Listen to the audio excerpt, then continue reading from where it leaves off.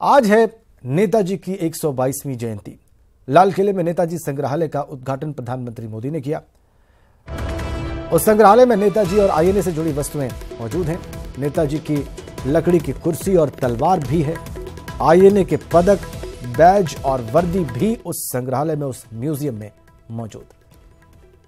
देखिए आप, ये सीधी तस्वीरें आप देख रहे हैं और नेताजी से जुड़ी तमाम चीजें, बल्कि इंडियन नेशनल आर्मी से जुड़ी, उनकी जो आज़ाद हिंद फौज थी उससे जुड़ी तमाम चीज़ें, चित्र, इतिहास के तथ्य और जो वस्तुएं हैं, जो आर्टिकल्स हैं, चाहे वो बैजेस हों या फिर हथियार हों, वो सब इस संग्रहालय में मौजूद। और प्रधानमंत्री उसका खुद सोचते थे और कैसे उन्होंने उद्घाटन किया और खुद मुआयना कर रहे हैं, खुद देख रहे हैं, खुद जान रहे हैं, खुद समझ रहे हैं।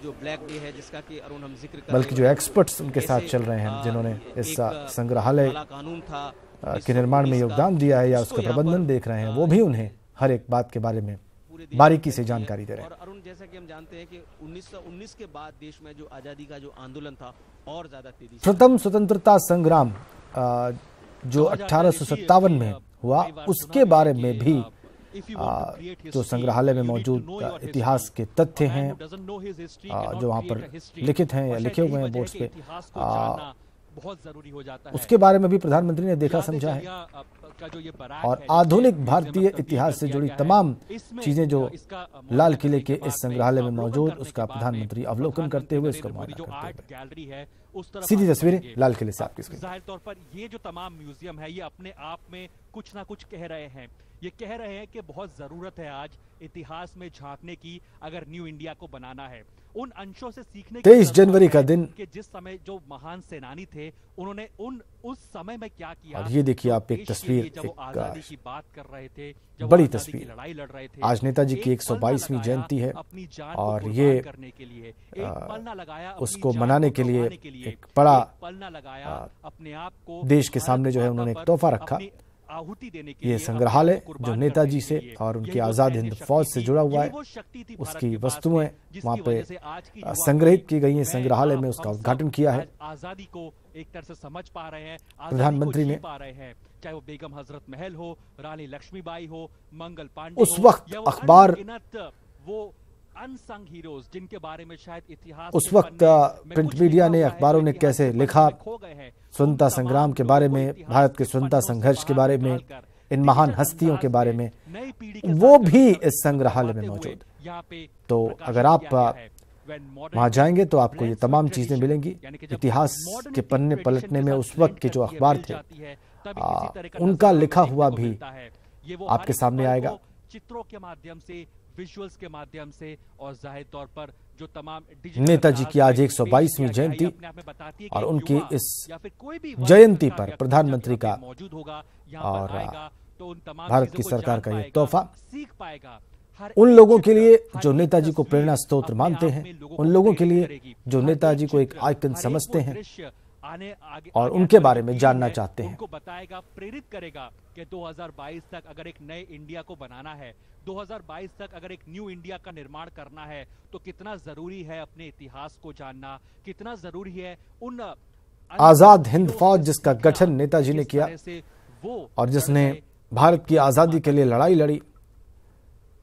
बिल्कुल अरुण, और अभी हम देख पा रहे हैं कि नेताजी कांग्रेस के अध्यक्ष भी रहे और स्वतंत्रता संग्राम में हर तरीके से उन्होंने योगदान दिया। संभवतः देख पाएंगे कि बाद में जिसमें कि उन्होंने आजाद हिंद फौज का गठन किया, समसामयिक चित्रकला थी उसको जर्मनी और जापान के साथ मिलकर, और भारत को अंग्रेजों से मुक्त कराने के लिए सशस्त्र फौजी संघर्ष भी किया और उसमें बहुत हद तक उन्होंने कामयाबी भी हासिल की।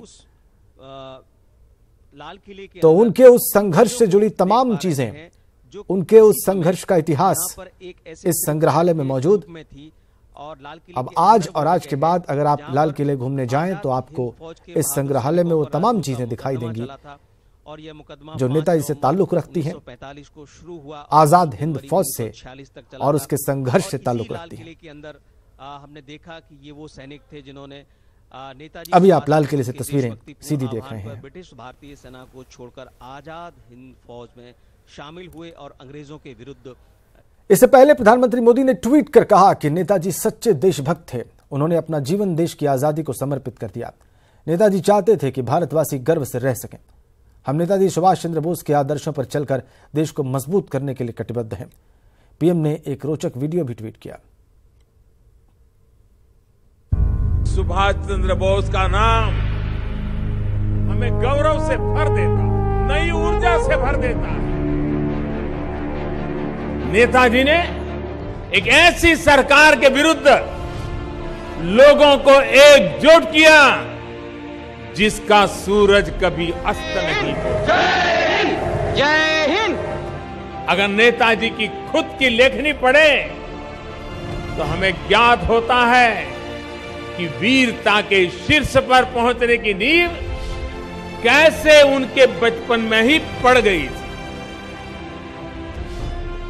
1912 के आसपास उन्होंने अपनी मां को जो चिट्ठी लिखी थी, वो चिट्ठी इस बात की गवाह है कि सुभाष बाबू के मन में गुलाम भारत की स्थिति को लेकर कितनी वेदना थी, कितनी बेचैनी थी, कितना दर्द था। अपने भीतर की इस तीव्र उत्कंठा ने किशोर सुभाष बाबू को नेताजी सुभाष बना दिया। नेताजी का एक ही उद्देश्य था, एक ही मिशन था, भारत की आजादी, मां भारती को गुलामी की जंजीरों से मुक्त कराना। यही उनकी विचारधारा थी और यही उनका कर्म क्षेत्र था।